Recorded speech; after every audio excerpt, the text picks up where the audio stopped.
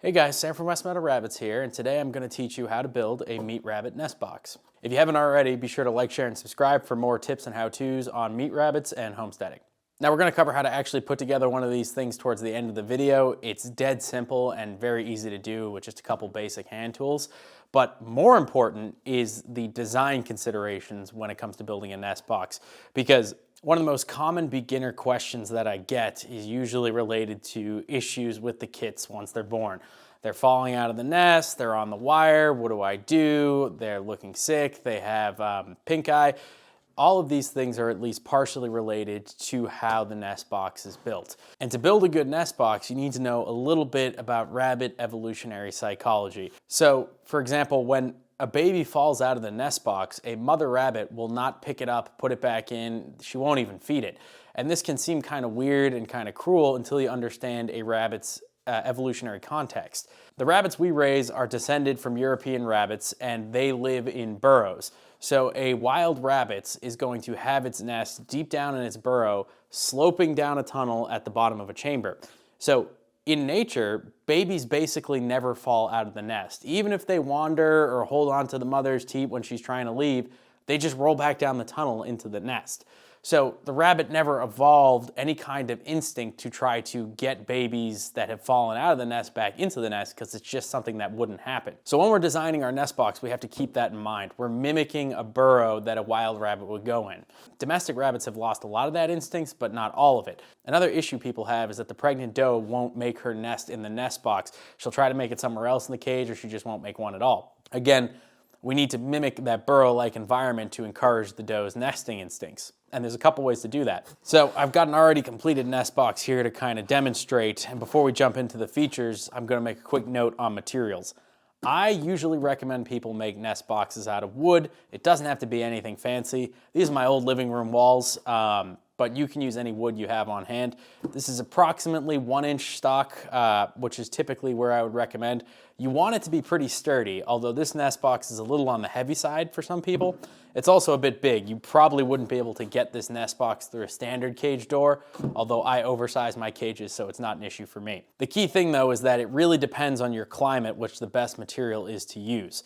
In the north, especially if you're planning on breeding through the winter or other cold mountainous regions, you want something that retains heat well, doesn't absorb too much moisture, but also isn't going to cause moisture to pool up. You also want it to be fairly durable so you don't have to build these things constantly. A good nest box should last you at least 5 or 10 years, depending on how heavily you use them. The industry standard is typically a metal nest box. I don't really like metal nest boxes because while they are easier to clean and sanitize, they pull heat out of the nest. And especially when you get really cold weather, if you're breeding through the winter, that heat, metal conducts it just so much faster away from the litter that it can be lethal. If you're in a really hot, humid climate, you could probably be fine with metal nest boxes. I doubt you'd have any issues.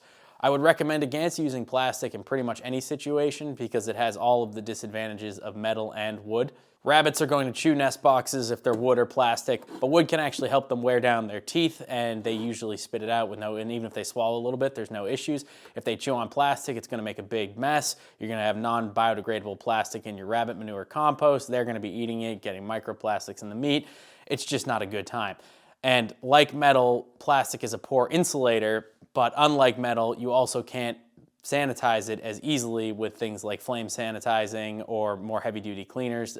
Plastic's going to wear out a lot quicker. Most importantly, plastic, when the sunlight hits it, will degrade the plastic, making it brittle and causing it to break within a few years. Also, it's super hard to make a custom one. So avoid plastic. Metal's okay if you're in a hot climate. Everybody else, I'd recommend sticking with wood. So the first thing you'll notice about this nest box is it has a very clear front and back. The most important part of your nest box is the front wall. This is going to be what prevents you from getting litters dragged out onto the wire. It needs to be tall enough so that when the doe is in here and the kits are done nursing but they're still hanging onto her teats and she goes to leave, it kind of knocks the kits off so they fall back into the nest box. but it also can't be too tall because if she tries to jump really high to get in, the gravity of her coming back down, she can actually stomp and kill the kits. So there is a fine line that you want it at, and it really depends on your breed. I raise New Zealand's, which are a medium-sized breed. Does are usually in the 10-pound range.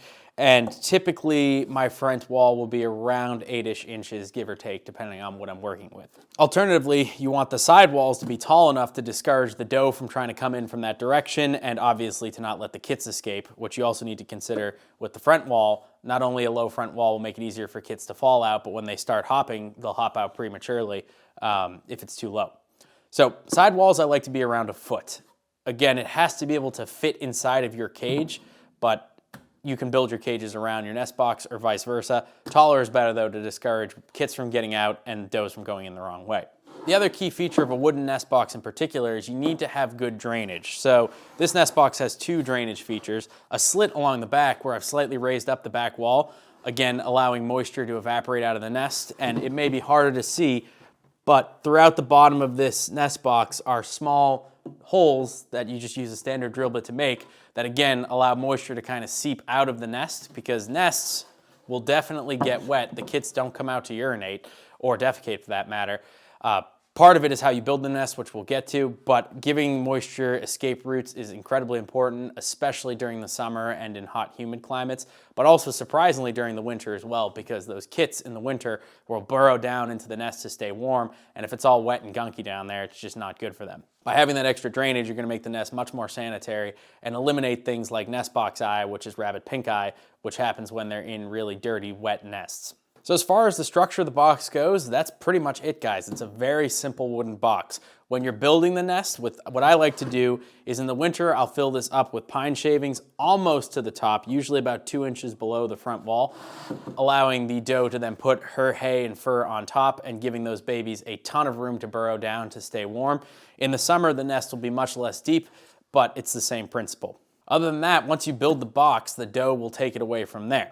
So now let's get into actually constructing this thing. As I said, all you really need is some scrap wood, ideally 1 inch to 3/4 inch thick, depending on the exact details of how you want to construct it. You now understand the principles of what makes a good nest box, so you can feel free to remix however you want. This is just how I do it, and it changes based on what I have on hand. For building a nest box for a New Zealand type meat rabbit, which is going to cover most of the medium, largish meat rabbit breeds, I typically want the bottom of the nest box, which is going to determine its footprint, to be about 16 inches long and a foot or so wide.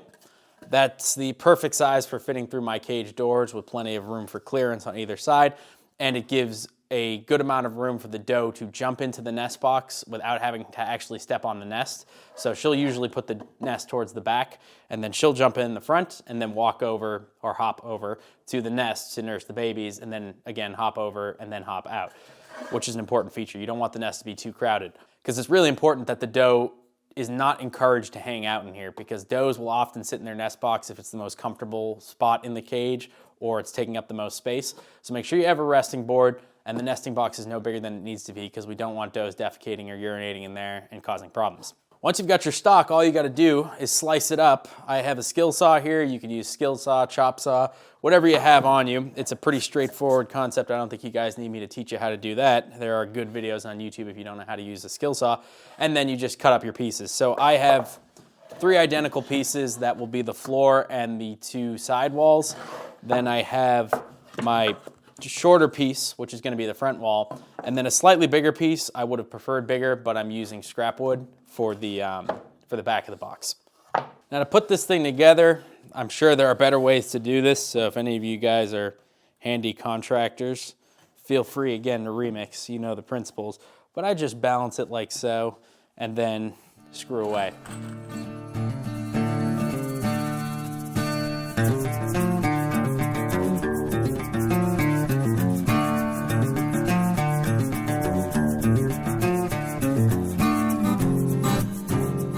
So one little detail, don't forget, when you're putting on the back of the box, leave it up about 1/4 to 1/2 inch, so there's a nice 1/4 to 1/2 inch slit on the back for drainage.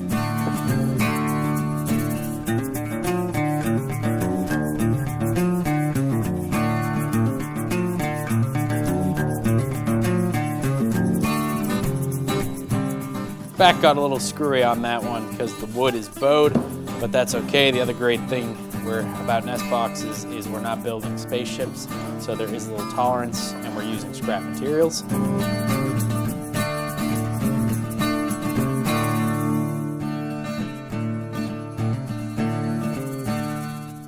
Now that you got all your walls on, the last step is to drill some holes for extra drainage. Now these holes, again, you don't have to worry about size. Your kits aren't going to get out of even a very big hole, but I usually stick around the 1/4 inch ballpark, 1/4 inch to 1/2 inch drill bit, whatever you happen to have on you.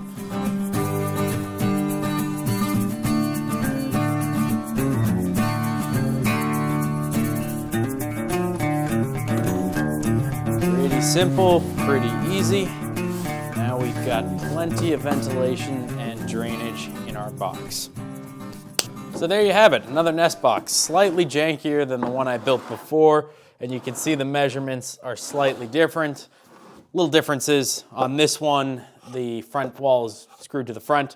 This one, it's inset and screwed into the sides. I did that because, again, I'm compensating for bowing. It doesn't really matter on either of these. They're both incredibly robust. I always make a joke that my nest box can survive the nuclear apocalypse, but I think that it's better to overbuild than underbuild. I've got a video coming out on meat rabbit cages in the next few weeks. Same exact principle. Materials, while they can be a little more expensive to overbuild, my time is much more valuable. So I'd rather spend the extra few bucks on screws or J-clips or a little bit nicer wire if it's going to save me from having to rebuild these things for a couple more years.